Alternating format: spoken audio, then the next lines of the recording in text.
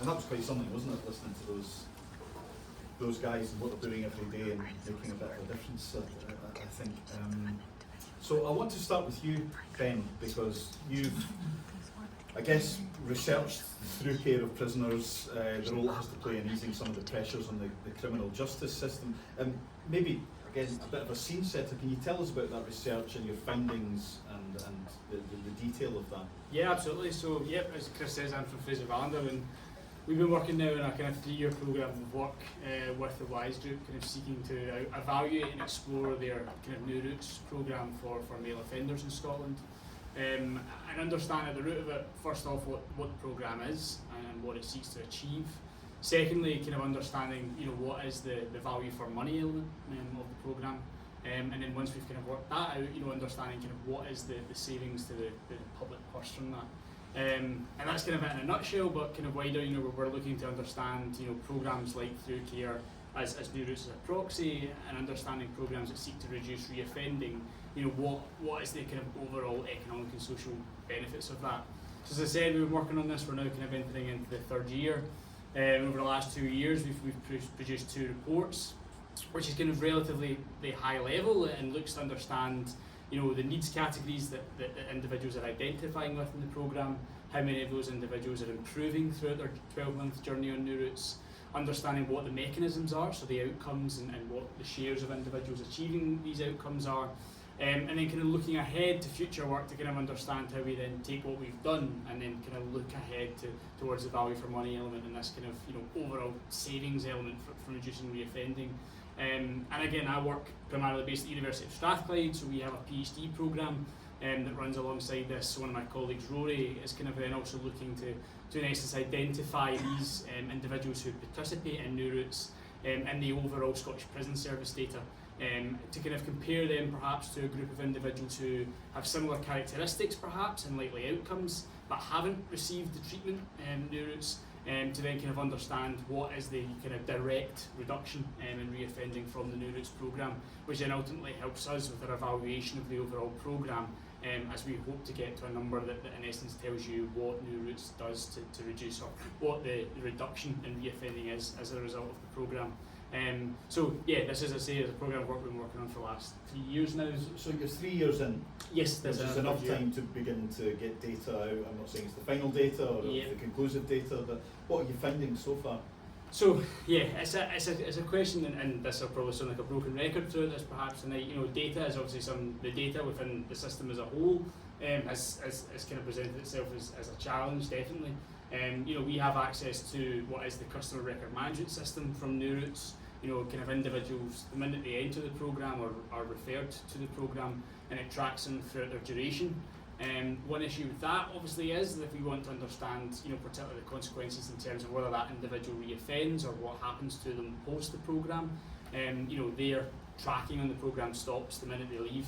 And so, as I said, my colleague Rory is kind of involved in this PhD, which seeks to match that to the Scottish Prison Service data and identify these individuals within the wider prison service data to then ultimately help us understand, do they go on to reoffend, do they go back into the community if they don't reoffend, what happens to them. And so this is a bit of a sticking point for us just now, where we are in this piece of research, is it's maybe taken slightly longer than we'd hoped.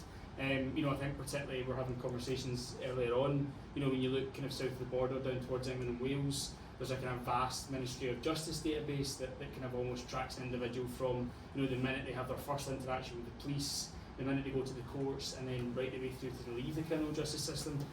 Something that I believe is possible to do up here, but currently doesn't exist. So yeah, as you say, data problems have been something that have been kind of persistent throughout this project, but I think we're definitely making progress towards accessing the data that we need in order to do that kind of more robust evaluation of Through Care.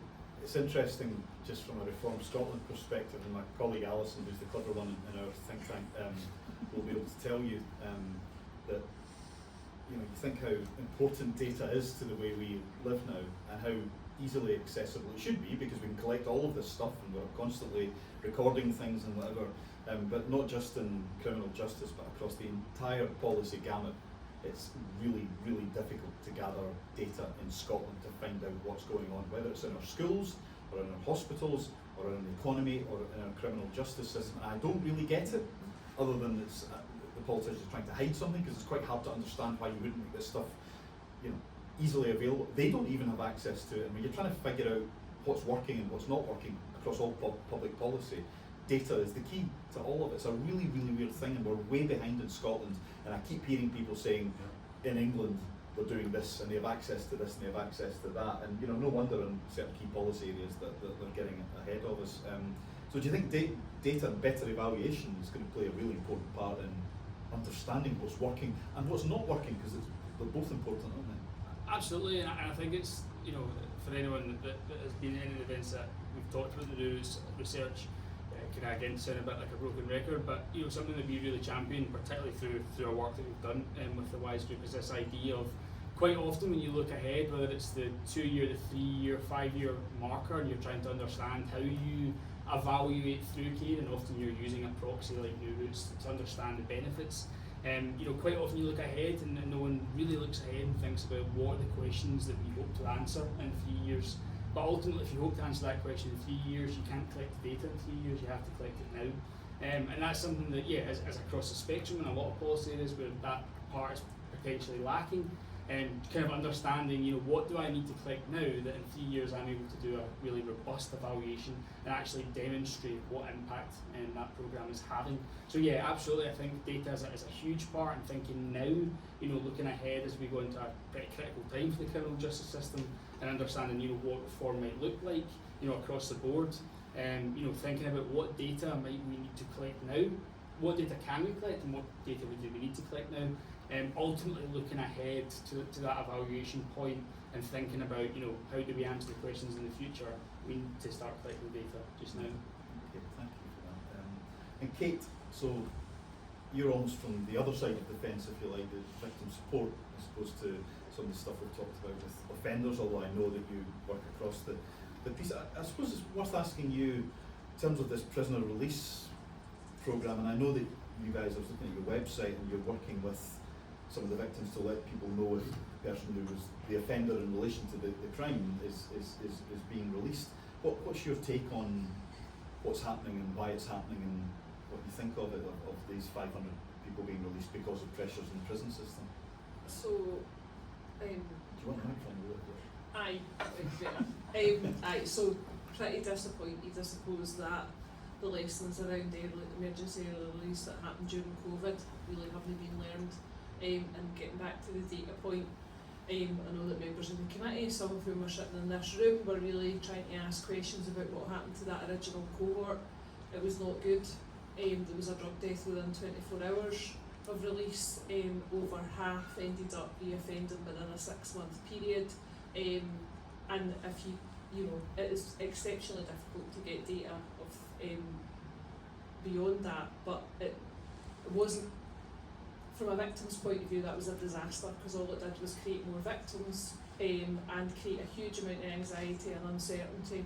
And what I was arguing for then was, why can't we have coordinated support and safety plans for victims of the prisoners who are going to be released, running alongside a release plan for the prisoner themselves? Now, you would think I was asking for the world. That is not planned for this release. Our experience of public services now is that it's really, really difficult to access public services. We've got more traumatised people on our books for longer who can't get access to public services. I don't see how we think that's going to miraculously sort itself out in the next few weeks when we're in the middle of a housing emergency and a drug death crisis. So I'm really disappointed and really concerned about the lack of, at least the release programme during COVID. They had partners round the table. We were having this conversation earlier on, and you know, we had a bit of a conversation about risk, about, you know, management, about, you know, it still wasn't great, and we didn't manage to get the support and release plans in place for victims because data wasn't being shared. But now I just think it's, you know, we're really setting people up to fail big time, and that will create more victims at the end of the day. So feeling pretty desolate at the moment, and obviously, as you'll be aware, you know, the minute any, and this isn't a reason to continue to suppress press coverage, because that has been going on around this emergency early release programme, but the minute any announcement is made publicly, it does create a level of anxiety. So we were inundated straight away when the Cabinet Secretary made her statement in Parliament, with people worrying. We know it's been used as a tool in coercive control. We know we've had people coming to us saying, he says he's getting out in this emergency release programme and I've got to get my shit sorted, and you're like, well actually, because of what he's in for, he's not going to get out. He's automatically excluded for that list, but it's just, you know, the amount of support, anxiety, I guess, additional trauma, you know, and a lot of it for no reason, is pretty disappointing, I have to say. Is there, I would have assumed in advance of the announcement there would have been quite a lot of coordination with you guys to ensure that people who were victims of crime, who were worried about people getting out of prison, who might then come back and inflict more crime, would at least have the chance to prepare. Is that not logical, or? Well, you would think so, but no. And there were desktop, I mean, we get told that it was a sudden spike that's caught. The reality is there were desktop planning exercises going on for months in the background, we know that. Whether it was the exact same people or whether the list was exactly the same, you know, is a different question, but no, we had no involvement in those desktop planning exercises at all. You know, the Cabinet Secretary asked me for a private meeting half an hour before she made the announcement in Parliament. That's what happened. And in a way I was quite grateful that at least she did that, but no, there's no, and I guess the kind of message probably from all of us is that kind of polarisation is quite unhelpful. And I know the way you tried to couch it at the beginning, for us, you know, rehabilitation, your work is so important for victims, because the more successful you are, the less we're needed, and ideally we wouldn't be needed at all. So to me, you know, some of the debates and some of the conversations that we get into are really unhelpful, and they're a diversionary tactic, where really what we should be doing is coordinating between us so that we can provide that, you know, whole system change. We can make sure that victims are supported and help them understand how important it is that the person, which is a really difficult thing sometimes, the person who's offended against them is, and I'm going to use the word support, but I'm usually careful about that at work, but is, you know, that there's work done with them to help prevent them from re-offending. Most victims that we support say they want a robust justice system that keeps them safe, and they want what happened to them not to happen to anybody else. And we can't, the situation with emergency early release, for example, neither of those two things are going to be true. So from my point of view, the more that we can work together, the better, and coordinate. But yeah, I would have thought what you're saying, that was what I was saying, would be obvious, but no. I'm interested to explore a wee bit further your point about the victims of crime and the response to, I guess, a greater focus on rehabilitation and working with people before they come out of prison, because if it's someone that's committed a crime to you, against you, your natural instinct is probably punish them, and I'm angry at that person. And well, have you had to change the nature of the conversation as an organisation over the years? Because I guess, as I was saying, you know, the nature of the political conversation's changed away from just pure punishment towards rehabilitation and understanding the knock-on effects for society of not rehabilitating people and not preventing them reoffending, going back to prison again. And how have you managed that conversation, and how do people take it when you explain it to them? Because most people want to make sure that what's happened to them doesn't happen to anybody else, there is already, yes, there's a kind of the punishment element to that, but there is a rehabilitation component to that.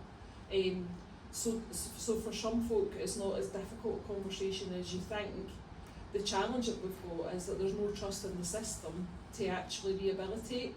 There's no trust in the system to keep people safe. So there's a desire for it to happen theoretically sometimes, but knowing what, and because victims' experience in the justice system is so poor, right from the very outset, there's no trust or faith that any of this is going to happen. I mean, I went to a parliamentary round table about the murder of Sandra Brown, which was the woman, if you remember, 61-year-old over in the Woodlands in the West End of Glasgow.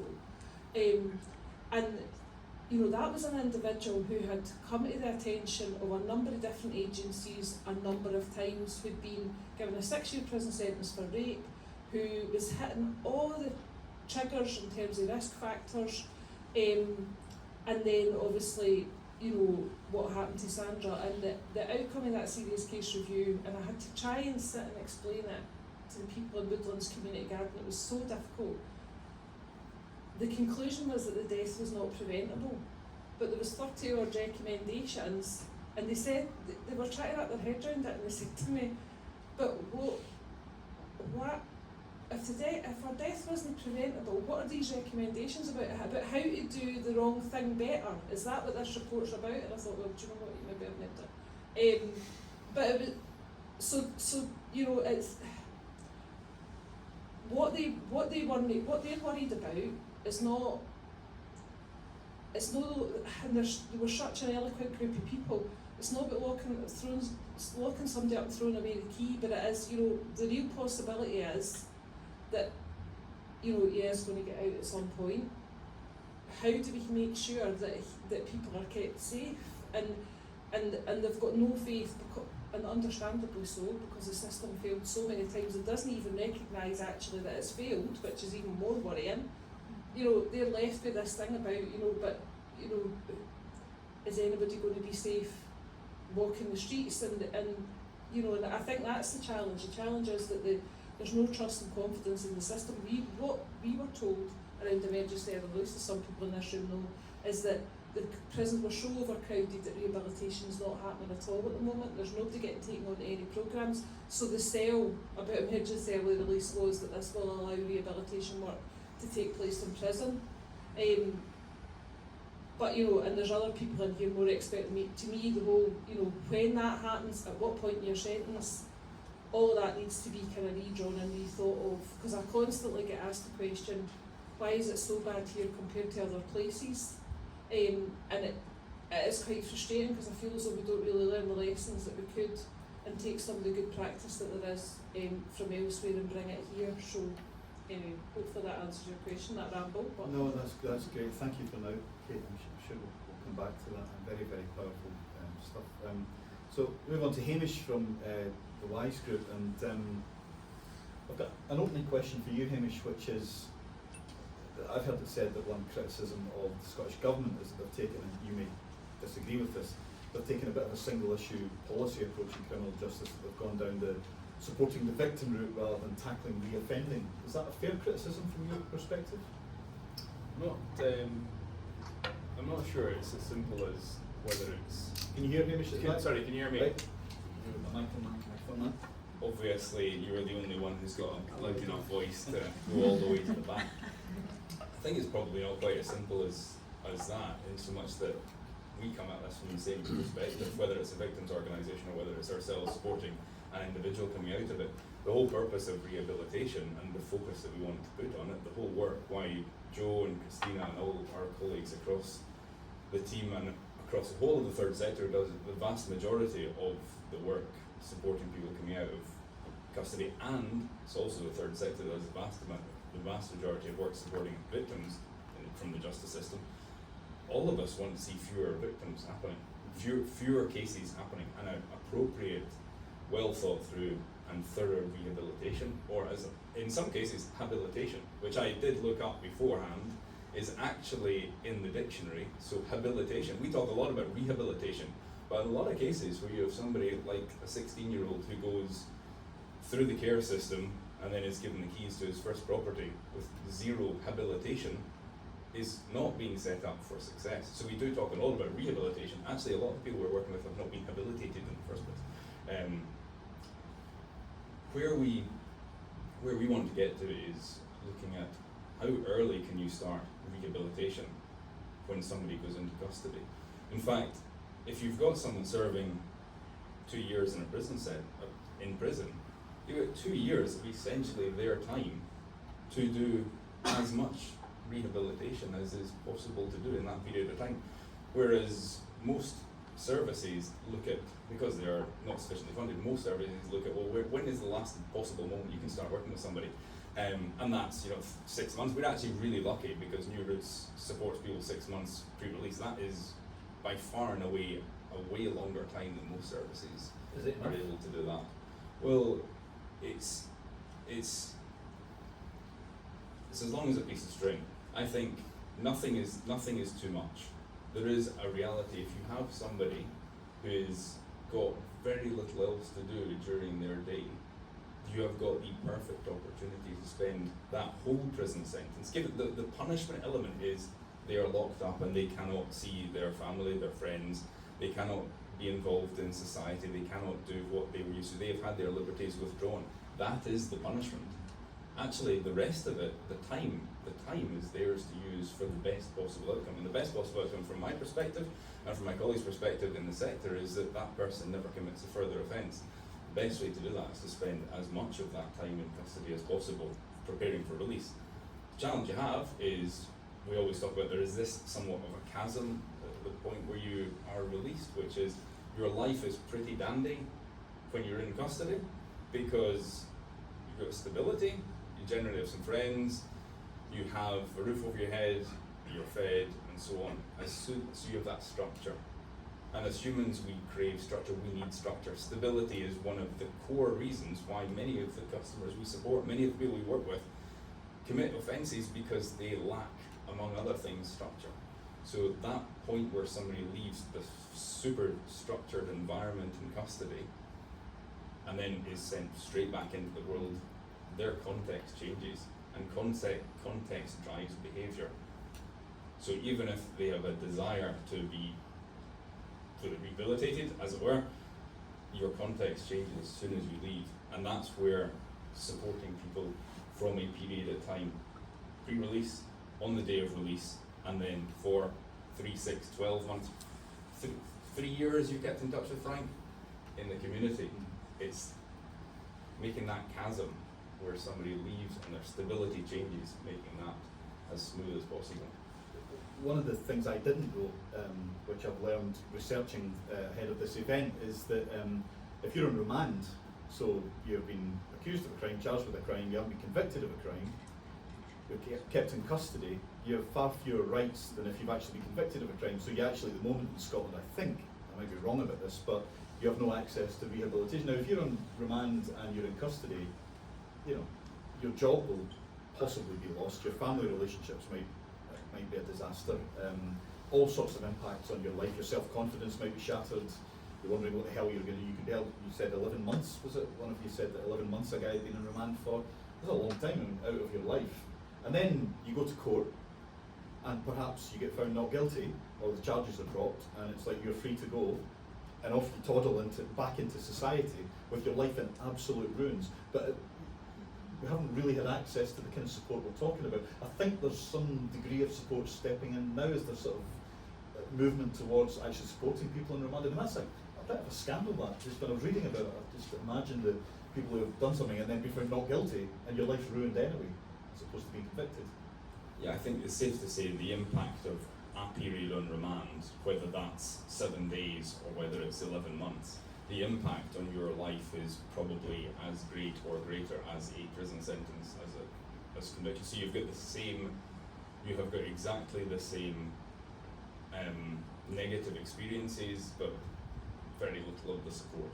So there is at the moment, like New Routes, for example, does not support people on remand because it doesn't have the capacity to do so. The services, so the National Through Care Service is being recommissioned, and that will start from April next year. That does include remand, but that's the first time ever where there is a service going to be available across the country for And remand. the percentage of the prison population that are remand prisoners is About 20% or thereabouts, maybe a bit more right now, 2,000 out of 25%. So we are fortunate, I suppose, as an enterprise, because we're a social enterprise, which means that yes, we do make profit because that's part and parcel of being well governed as an organisation. but we're not for dividend. So the purpose of us as an enterprise is to generate a profit which we can then use to reinvest in our colleagues and in communities. So in this case, we took the decision earlier this year to fund a service in partnership with the Scottish Prison Service from HMP Perth to support people to trial out what would a service for people on remand look like. Essentially, how do you do through care and rehabilitation for people in service on remand? They're essentially, they're not guilty, they're just citizens of Scotland who happen to be living Temporarily deprived of temporarily. liberty. Yeah, and as you say, many of them, well, approximately 40% go to court and then leave. Either 4%? about 40%, either because they've already been on remand for a sufficient period of time So that they've, convicted but Yes. released. Yeah.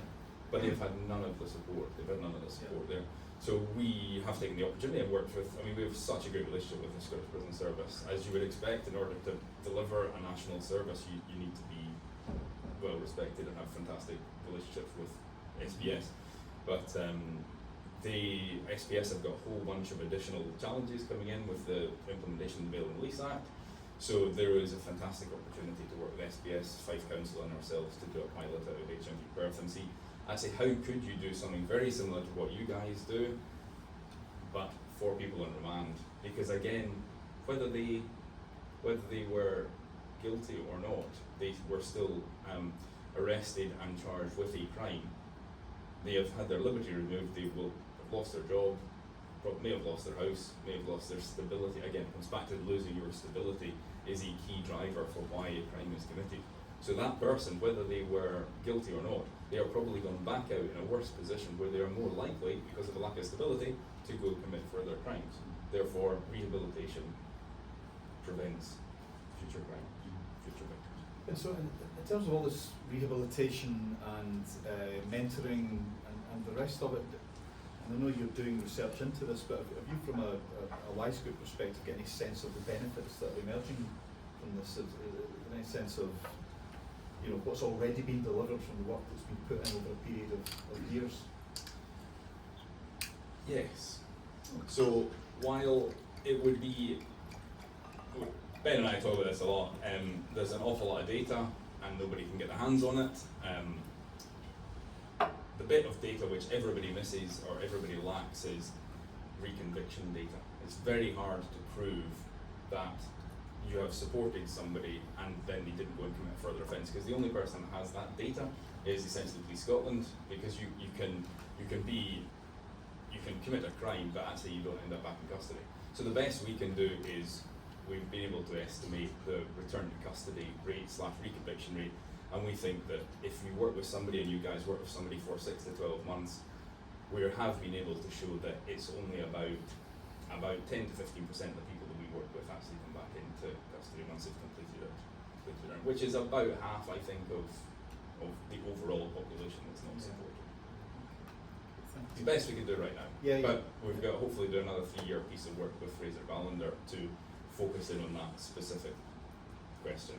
So if there is anyone that help us get that data from Police Scotland, we've a couple of years asking for it, and so we hope that by the time we start the next 3 years with Fraser Ballender, we will at the end of that be able to show this. Okay, well thank you for now. Kate, I wanted to come back to you and ask about, come back to the early release and the approach we should be taking to our prison estate and the number of prison spaces and who we're sending to prison and for what, and who we shouldn't necessarily be sending to prison that we're not, because I know that an awful lot of people get sent to prison currently for quite short periods of time, or women get sent to prison for quite short periods of time.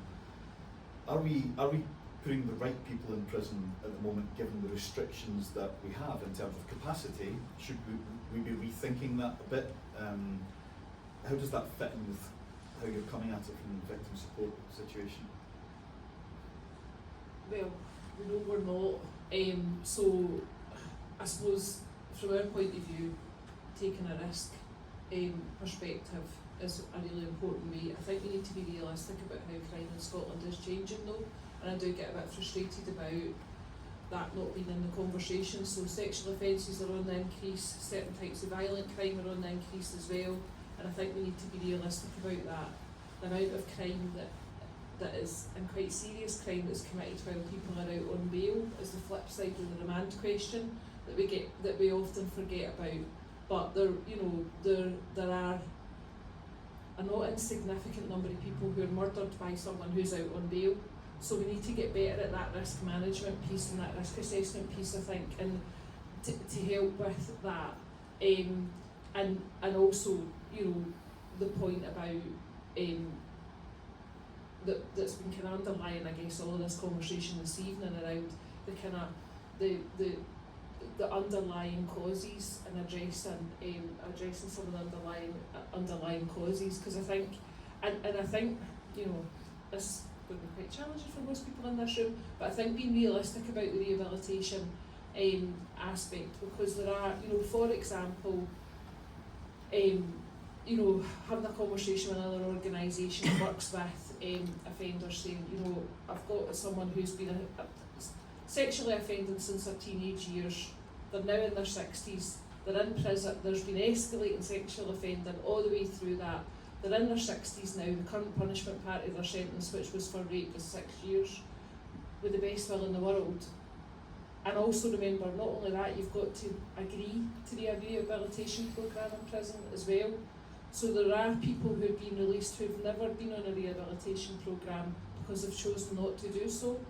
And I think for victims that's quite tough, particularly when we're talking about sex offending.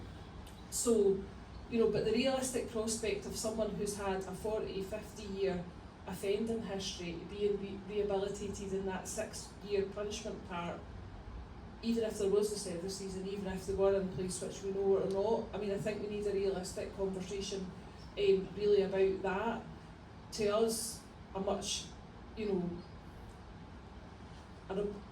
back to what it is that victims say, we agree with that, a robust system that puts safety first, which means proper risk assessment, and really highly effective evidence-based, which is tough because we don't have the data. Get a bit frustrated about that as well when we're doing loads of stuff that we don't really actually know if it's going to work or not. Don't mean your programme, obviously, but getting much more focused about and evidence-based about what it is that actually will help, rather than, it feels to me like at the moment we're just spreading ourselves so thin across so many different things, and everything is so busy, and we are with a kind of an idea that theoretically it should work, but we don't really actually know. So to me, that's the way to address some of that is through coming at it through a kind of a risk lens. If the government had come to me and said, we want to look at, we want to risk assess prisoners and we want to release early those that we know are posing a really low risk, we'd have went, and we want to put in support plans in place for victims alongside that, we'd have went, brilliant, you're not going to get an argument from us about that, but that's not, it was this arbitrary, and I said at the beginning, 4 years is not a short sentence in Scotland. Who are we kidding? You get 4 years for culpable homicide in Scotland at the moment. So, there will be violent offences in there, and there will be quite serious offences in there. And yes, there's a list of those that are excluded, but that's not those. So, to me, as I say, it's the kind of coming at it from a risk-based perspective and an evidence-based perspective is key. Ben, I guess on that data side of things and what's working and what isn't in rehabilitation, is there anything you can tell us about the type of prisoner or the duration of sentence in which rehabilitation tends to work better than not, and that ability to say, I don't want to be involved in rehabilitation or programmes or whatever? Yeah, I think ultimately, this is the way, that question you posed was the way that we originally approached this research when we first started it 3 years ago, and kind of looking at it rather objectively, and as guilty as an analyst does, try to understand what are the trends and the characteristics and what does the average person going through being supported by the programme look like. But ultimately it's not really until you engage with people like Joe and Christina and you kind of get that more boots on the ground element that you begin to understand that there really isn't a natural pattern to the type of individual who benefits, because everybody's journey through new routes is so different. And I think what our research has found anyway is the fact that, you know, New Routes, as it is just now, is working to address the needs of the people on the programme. You know, particularly when you look across. So, for some background for perhaps those that aren't versed in New Routes, you know, when you are engaging with your mentors on, you have 4 baseline assessments, and each stage you're kind of assessed on what needs you're presenting with, whether that be housing needs or substance abuse issues or mental health issues. And there's a kind of scoring matrix, and so, you know, from an objective standpoint, we're looking at where individuals are improving. But again, we began looking at that really objectively until we engaged a lot more with the mentors and understood that, you know, quite honestly, a big key benefit of New Routes is just having a consistent person in your life and having that advocacy, because a lot of people that are going through the programme don't have that. So a lot of what the last kind of 18 months have been is kind of trying to come from the objective and maybe the more anecdotal side and kind of meet somewhere in the middle that kind of helps us tell the whole story. And I think ultimately, to come back to your point, you know, what that's kind of shown is that everybody's journey through the programme is so different, and so there really isn't trends in the individuals. The only thing that they share is that they're individuals who, you know, are in prison, they deserve through care coming out of prison, and that's, you know, beyond that, everybody's kind of story and circumstances is so different. Which, as I say, the programme in the moment, what we are finding is that it is seeking to kind of address those needs and help those individuals reintegrate back into society. I want to move into the audience for questions in a minute, but I suppose the last thing I'd like to ask about for now is about public perceptions, because people here in the room will mostly be involved in the criminal justice system, the criminal justice debate, and will probably be quite enlightened in modern terms about the approaches that we're taking. But we know that the public are quite often a bit more hardcore about this stuff. They don't necessarily think about it very much. They're not reading about things like rehabilitation and you know, how you reintegrate people and the rest of it. And they want people punished for the things that they do. You know, we see party manifestos coming out, and it might not just be the Conservatives, the Labour Party as well. You know, toughen crime, toughen the causes of crime. The Keir Starmer manifesto is relatively robust on this stuff as well. So I suppose, where are the public on this, and do you guys have any sense of, have they become, I don't want to use the word liberal because that's not the right word to use, but are they more aware of the need to rehabilitate? Is there a softening of the desire to punish and to actually punish but punish and the rest? Do you get any sense of that from the people that you speak to, that there is a change in public attitudes, or a kind of a more sophisticated view of actually how at the other end of it you prevent people from reoffending, or is there still a kind of natural, I use the word Farage-esque, but I don't really mean that, but, you know, Farage-esque kind of like hang them, flog them, put them in prison forever? I think that's a difficult. The data would tell you. So we'll go. So what we do know is the public confidence in the justice system has plummeted over the last couple of years in Scotland, and that is. I've been looking at that data. That does look to be members of the public as opposed to. So Police Scotland have got data about confidence in them, and that's from people who've been in contact with Police Scotland, and that seems to be okay. But the Crime and Justice Survey, there's been a sharp decline since during COVID, and that's not happened in England and Wales. Although there's loads of data in England and Wales, confidence in the justice system in England and Wales hasn't been brilliant. Scotland's was always higher, but more recently that's dropped off. Do we know why?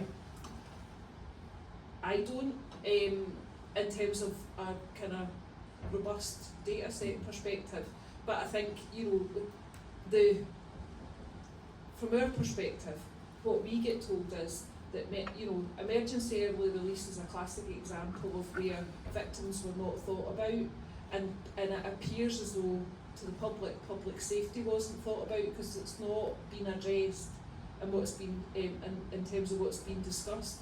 So things like that, I think, from our perspective, can have an impact on justice, confidence in the justice system.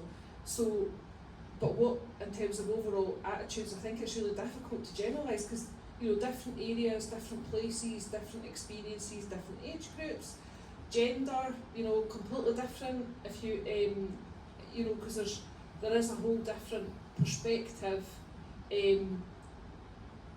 as a woman around risk and around safety than there is as a man. So I think it's a really tough question in terms of anything more than my kind of thoughts about who I interact with. But as I say, what we do know is that public confidence in the justice system in Scotland has decreased sharply in the last couple of years. Yeah. And Ben, do you have any insight into You do need why a that mic, may be? sorry. Ben shouts. In short, no. I mean, it's not an area that we're engaging with too much with our research. I mean, I suppose on the kind of Tubbins dad would be, particularly over the last couple of years that we've noticed is that, public sentiment on a lot of things is ever changing, and I think that probably comes into it in terms of, a lot of the time people are perhaps concerned with present issues that are affecting them, and then what we've seen over the last couple of years from an economic standpoint is things like cost of living and whatnot, which I'm sure is why that's dominating a lot of the kind of public discourse. Yeah. But yeah, to answer your question, it's not an area, and so yeah, perhaps thrown out there if anyone is willing to engage in a Well, conversation. we'll come to that bit from the Wise Group perspective. A collapse in public confidence or a huge drop in public confidence in the criminal justice system can't help with support publicly for rehabilitation and the kind of what might be seen as the softer end of the criminal justice system, helping people, and it's more kind of like hit it hard, please. Yeah, I'll grab the microphone. I'm afraid I'm just ready for my stint as a boy band member later. Do you know what I say? The saddest thing is probably most people actually don't even know any of this stuff goes on and don't even ever think about it. They don't think anything beyond what they see in a headline of crime committed, isn't that awful? Nobody ever thinks beyond that. So I think if we could, I know if we could tell some of the stories of what works and what we have done, actually probably would improve some of the public confidence, because actually there's a huge amount of work being done. I mean, New Roots used to support people up to age of 25. 3 years ago we got the age limit lifted so that it's eligible for everybody, and since doing that, instead of supporting 400 people a year, it supports 1,200 people a year. So that's 1,200 people leaving custody who all get an element of support, a good element of support, pre-release, at the gate, post-release. And actually I know if people understood the amount of work that was going into it, actually probably confidence would improve, because that is part of someone's journey out the justice system.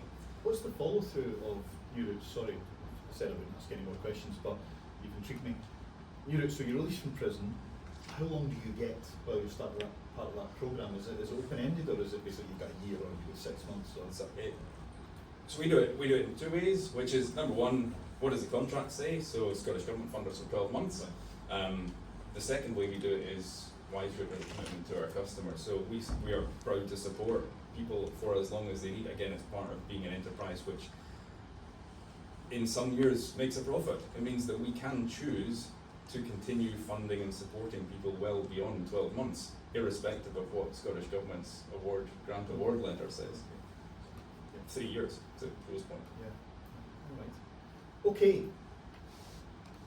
Delighted to hear some questions. We have a microphone which somebody will take. Laura, since you're closest, I'm going to start by demanding that. Oh, there's a hand, right? Yeah, there we go. You saved Russell from being forced to ask a question. That's coming. Thanks very much. That's fascinating. Just say who you are, please. Oh, sorry, yeah, Colin Carroll. First question, I've got two, sorry. One for Wise Group. It seems to me that you do a lot of good work doing things for your clients, which is great and admirable.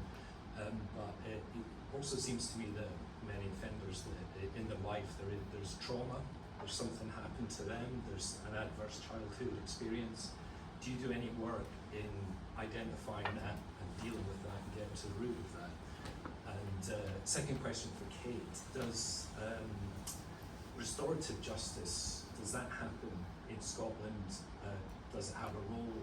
Can it work? I'm thinking about victims meeting their offenders, meeting the offender and doing some face-to-face work.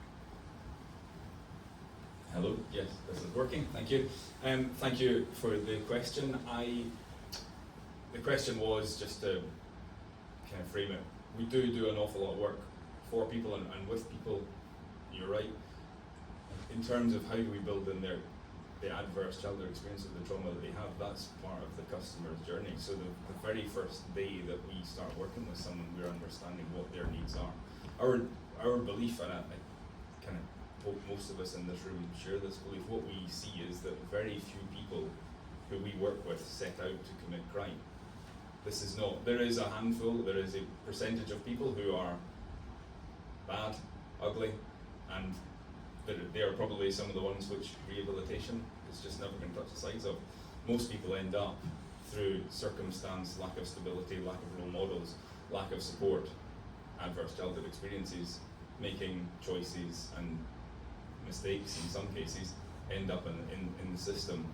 So the first conversations we have with our mentor is, what are your needs? Ultimately, a job of a mentor is to uncover what were the unmet needs that result, making the assumption that you did not set out to commit this crime. What were the unmet needs surrounding your context, your situation, that put you in that position? You then committed a crime. Yeah, adverse childhood experiences, housing, lack of stability, mental health challenges, and then the action plan which these guys create, and 60 odd mentors across the country, all spread from the borders up to the islands.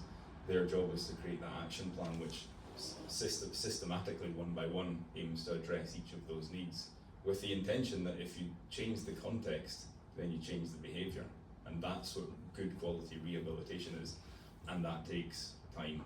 What we know is that if you work with somebody for, say, 2 months, you might achieve 5 outcomes. Our data says if you work with someone for 6 months, you achieve 3 times the number of outcomes. So it's the quantity and time of support, having that one person that can help you through that whole journey, and that does throughout it address that, the trauma which is there. Thank you. Restorative justice and its role, or does it have a role in Scottish criminal justice? Well, that was just interesting how you put that. Does it have a role in criminal justice? For victims, they would say it should not be part of the justice system, because if they think that the person who's harmed them is only involved in restorative justice so that they can get a discount on their sentence, then they'll automatically opt out. So I think from a theoretical perspective, restorative justice can be helpful for some people, but I think, how it's managed, how it's done, how it's delivered, there's loads of places in the world much more expert at this than us, and they all say it has to be victim led, and unfortunately that's not how I see the model developing in Scotland, and it's not really how victims are feeling it either. So we're not involved in restorative justice at all. We've never been asked to be involved in it, which a lot of people find quite strange. It is quite odd. So there's another confidence gap and a concern there. And I think, being honest about what restorative, a lot of people misunderstand restorative justice as mediation. It's not the same thing. So be really clear about what that is. And I think unfortunately in Scotland we made it more complicated early on than we needed to, because there are certain types of crime that don't lend themselves well to a restorative justice model. I'm not saying it's impossible, but it has to be really, really, really carefully thought through. Domestic abuse is one of the classic examples of where restorative justice can be used as a tool for further coercive control. You need to be really, really careful about that. And I think Scotland just walked right into all the difficulties of that, and there's been, a big fallout because of that, and there's been, go back to the drawing board thinking it through again. But yeah, and being, it's all sorts of things about being really careful about who it is that makes the first approach to a victim about restorative justice. It can't really be a social worker, it can't be somebody who's seen as being in that position of power, so that they don't feel as though they've got a true choice. So yeah, loads of complexity about it. You're the first person that's ever asked me, which is quite fascinating since I've been in this job for 7 years. So yeah, there's loads of stuff really around that, but I think the whole setup and how it's designed and who's delivering it and for what purpose really needs to be. The minute a victim thinks that this is about somebody getting a discount in their sentence or a different type of disposal, they're just going to walk away from it. Or indeed a victim feeling they're being pushed into Exactly. having to do it, because it must be very intimidating for a lot of people, the idea, I'm sure it's not all just meeting the criminal face to face or whatever, but there are a lot of people, depending on age or confidence or whatever, just wouldn't want any part of that and might feel pushed into it as part of the system. Yeah, exactly, for whose benefit. So we don't get that, you know, we don't really get that many victims asking us about it, coming up with it themselves, or, you know, I don't mean using the words, because of course, you know, most folk are not going to know it's quite a jargonistic term, but we don't really get many people coming forward saying, there's some people want to be at a parole hearing, for example, to see whether he's really changed and being able to look in the whites of his eyes. But we don't really get anybody who's asking. I can count on one hand in the last 7 years the number of people who have come and said, you know, is this something that we can do? Can I maybe have, you know, try and have some kind of facilitated conversation or whatever, you know. It's hardly ever happened. It's not something that victims are asking for a lot, I suppose, is what I'm saying. And that maybe tells us something as well. Other countries, other cultures, New Zealand, Maori tradition, completely different. It's been part of their tradition, you know, forever. But yeah, here it's quite different. But I do think we've got a choice now in terms of how we go forward, and we need to take a lot of care. Yeah, really interesting answers. Thank you. Yes, sir. Hi, my name is Chad. I work for Parkgate Citizens Advice Bureau. We provide one-to-one and one-to-many many services in Ballina Prison. I've got two questions as well, if you don't mind me being a bit greedy. First one is we've been told that basically for everyone who's going out Ballina, we can expect someone to be transferred in. So we're going to not only see no net benefit from this release program, we're actually probably going to see an aftershock of new demand. So I'm wondering, does anyone in the panel actually think this early release is actually going to be positive anywhere? And my second question is in the female estate, there is of course the Elias Centre, which is supposed to provide that sort of halfway home. Does it work?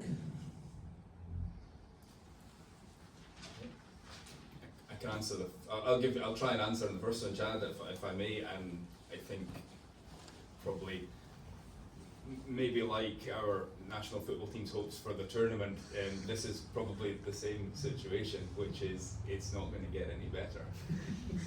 Because, and I'm not saying it's not, somebody told me to be realistic. Not yet. Alright, so it was a Swiss fan, sorry.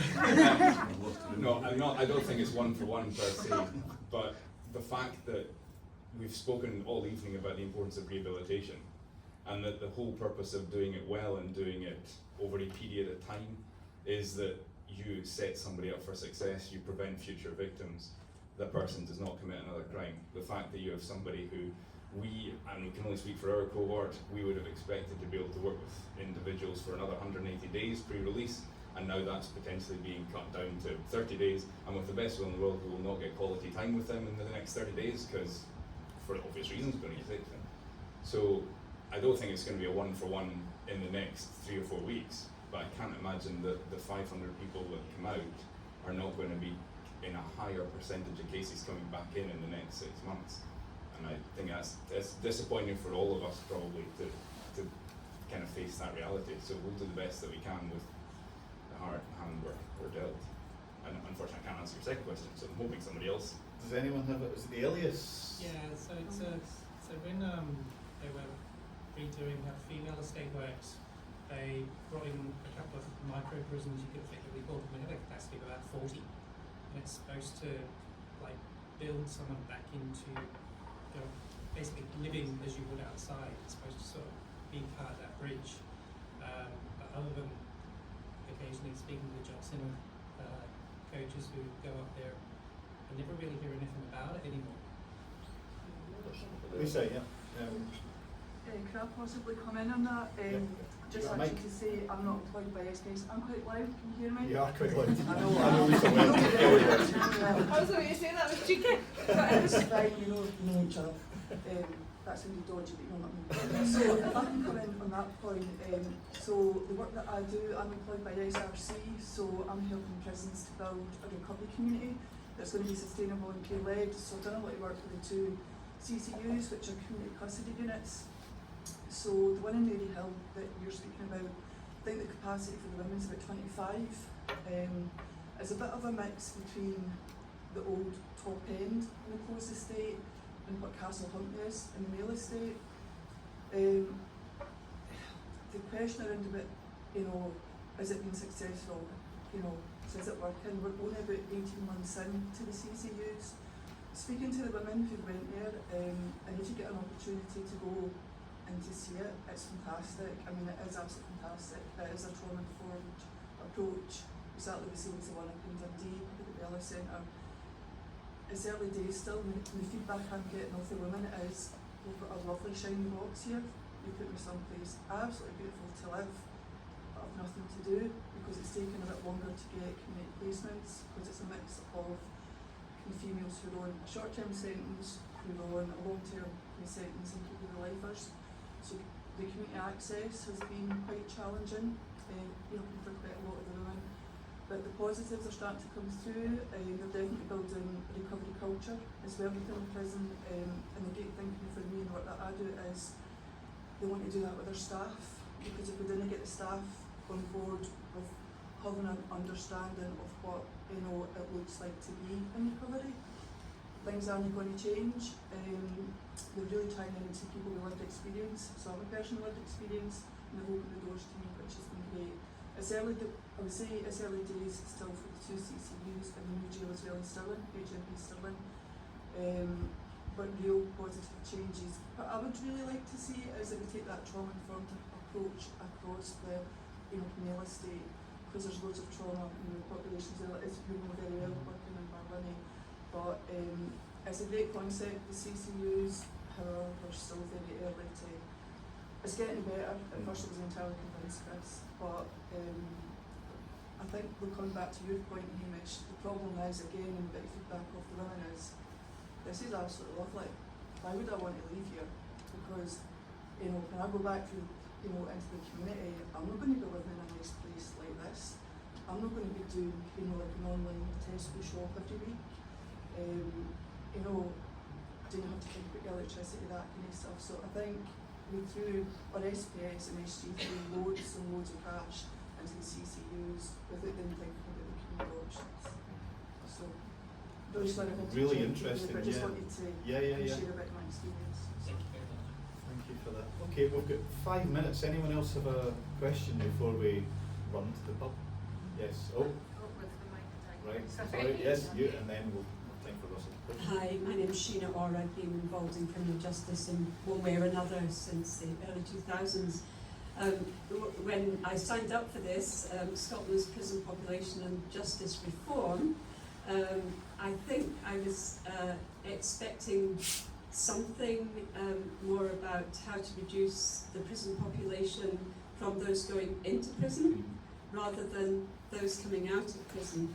And I just wonder where as a nation we have lost our way on the debate around reducing the prison population. In 2008 was the McLeish report, and everything that we're facing today. In the introduction, there are a vision for the future, which was about reduced prison population, about putting people in prison that really needed to be there for the safety of the community and having really good rehabilitation for them. But the remainder would be on probation or out in the community and community sentencing.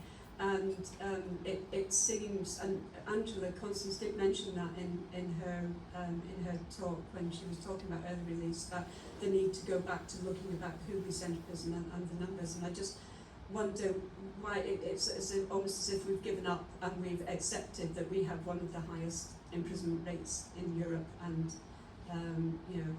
do we think that's right? Well, just before I hand over, it does remind me of a conversation that Alison and I have a lot about the health service and the fact we've been talking for decades about prevention so that people don't end up in the NHS costing us a fortune, and we've never got anywhere on it. It's one of those, it's a buzz phrase or it's a nice thing to say and it's a lovely ideal, but we don't seem to be able to make much progress on it. So anyway, that's the limit of my knowledge, but yeah.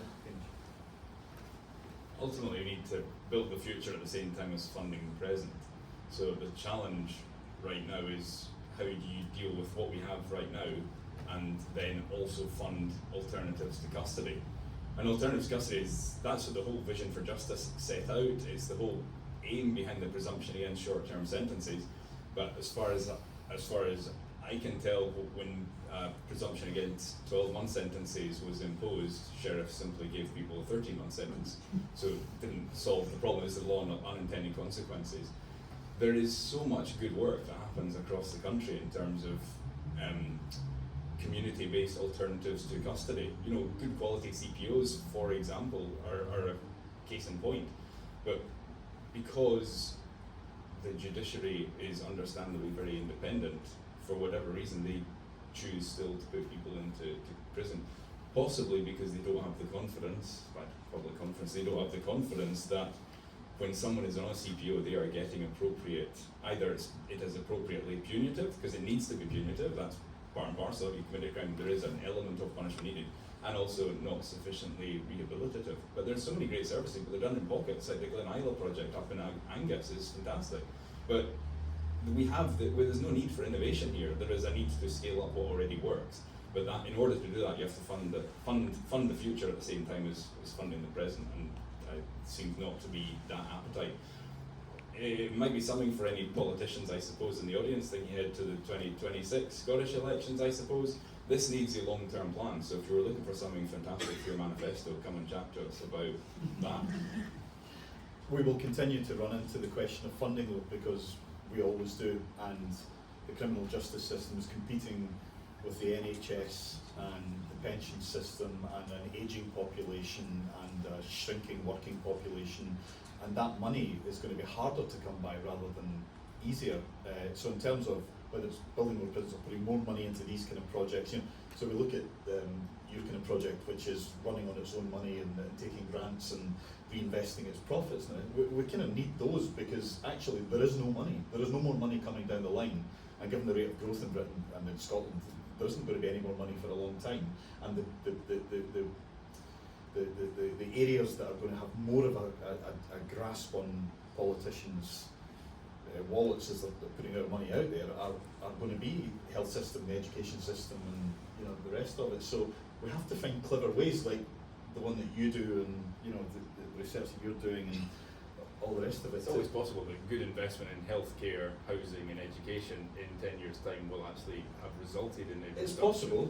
Let's come back here in 10 years' time, see how that's going. You're all invited. Yeah. Russell. Thanks, Chris. My name's Russell Finlay. I'm Scottish Conservative. Conservative leader, sorry. On the Criminal Justice Committee, and this is my colleague Sharon Dowie, who's also on the Criminal Justice Committee. I'd like to point out the sticker on his laptop's not a hate crime, it's a band he's in. I did wonder about that actually. Sorry, he's very modest, he doesn't like talking about it, he's a lead singer. Yeah.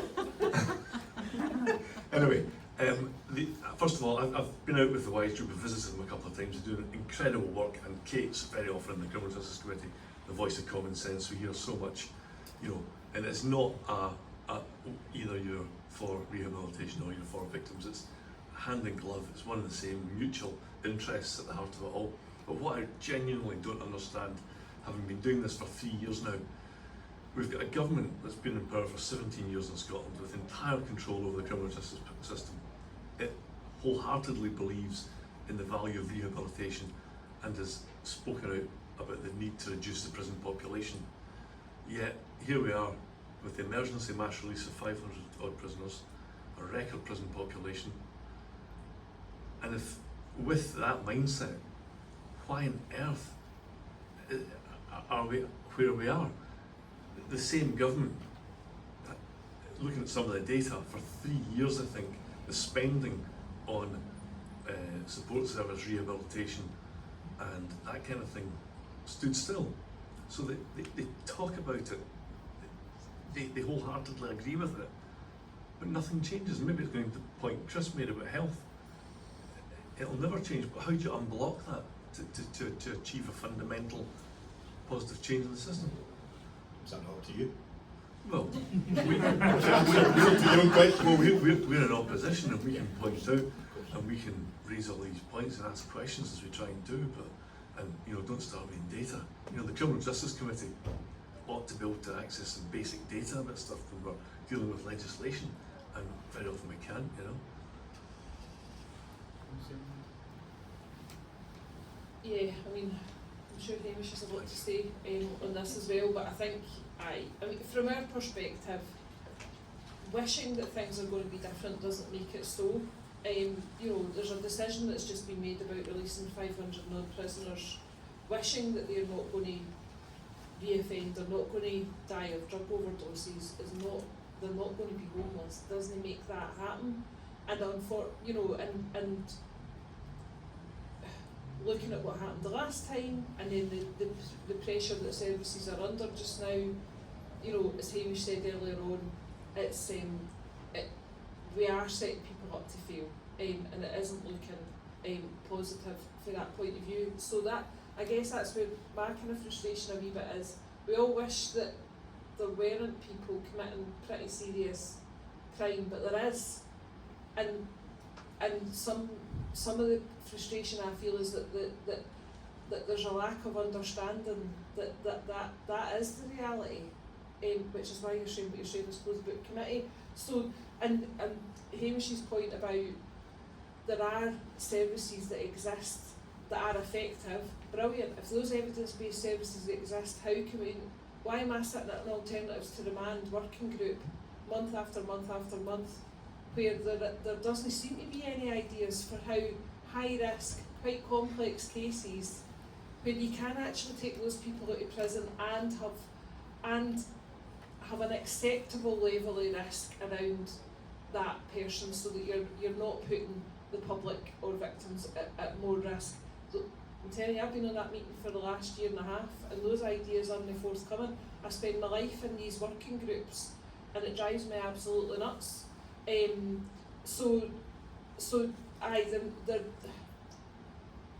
we've lost a lot. I'm also sitting in an antisocial behaviour working group, and the big frustration around that is we've disinvested so much in preventative services that you're seeing the problems further down the line, and then you're surprised that they're happening. You know, and we're also somehow, so there was some work done, some survey that the police authority did with the public around what they were worried about safety basically, and antisocial behaviour in their area, and the top thing that people were worried about was drug dealing in public in their local area. Folk class that as antisocial behaviour. I was really surprised. I was like, no, we're getting a bit more serious there. That's not just antisocial behaviour. So the thresholds are shifting all the time. And I guess from my point of view, it is that coordination. We were talking about it earlier. We're not that big a country either. So how, you know, linking everybody together, looking at the prevention, getting the data sorted so we can actually work out properly what works, and having really honest conversations and reflections with ourselves about risk assessment and how we're actually doing that just now in every single bit of the system. Because that to me is completely flawed and really doesn't help matters. You've got police officers who routinely risk assess domestic abuse offenders as lower risk than services who are trained in domestic abuse, and that's, you know, causing loads of further issues, repeat offending further down the line. So yeah, to me it's taking a whole system approach. Not the easy answer that you're probably hoping for. But yeah, and coordination and just a bit of realism. Just because we wish that Scotland didn't have increasing sexual crime doesn't make it so. That's the reality, and we need to deal with it, and we need things in place that are actually going to address it, rather than just wishing it away. Last answer. I'm between 40 people. So 25 minutes to 8. And, yeah, and us all watching a 3-0 Scotland victory. So, Oh, you've changed. I sense the feeling from the I mean, I want to get lynched on the way out. Those that normally know, I know nothing about football, so making jokes about football was probably a bad. I was offside, basically. Right. Answer to your question is, this is where there's an opportunity for our government policy to move with the times. We cannot look at single issue policy, whereas if you look at the budget for healthcare, education, housing and community justice is tiny. If you look at everything and take this as a public health problem and a public health solution, then actually you probably don't need more money, it just needs to be spent slightly differently. Okay. Well, listen, on a busy evening, an evening that's about to get very exciting, and we're all going to end it in euphoria. Really. See, you've jinxed it though now. No, I'm one of these people that always calls it right. You can come back to me later on it. Really grateful to you all for coming along tonight, and I found that absolutely fascinating and stimulating and quite worrying as well. And I think there's a lot of thinking to be done. Certainly from our perspective at Reform Scotland, I think there's threads there that we'd probably quite like to pull on in the future as and when we can. But for now, again, thank you, and I'd like to thank Ben, Kate, Hamish, Joe and Christina especially for sharing their expertise and experience with us, and I hope we can get together again in future and talk about this in actually the not too distant future. But thank you for coming again tonight. Cheers.